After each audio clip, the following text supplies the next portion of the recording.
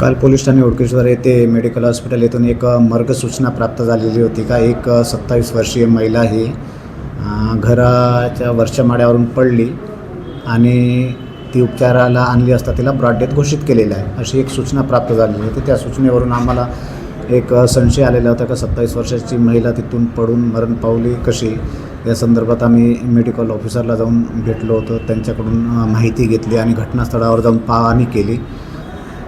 तो जो पती होता त्यांनी स्वतःच महिलेला उपचाराकरिता नेलेलं होतं। त्यांनी सांगितलेली माहिती आणि घटनास्थळावर दिसलेली माहिती याच्यामध्ये तफावत दिसत होती मोठ्या प्रमाणात।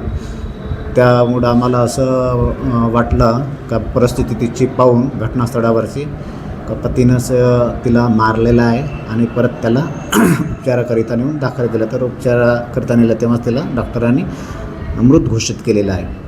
आम्ही खुनाचा गुन्हा दाखल केलेला आहे, त्यामध्ये पतीला गुन्ह्यात अटक केलेली आहे आणि पतीला आता माननीय न्यायालयात हजर करून पुढची कारवाई आम्ही करणार। नेमका कारण काय होतं, कशा प्रकारे मारलेला आहे, काय वाद झालेला होता पती पत्नीमध्ये, याबाबत आम्ही अधिक विस्तृत तपास करीत आहोत।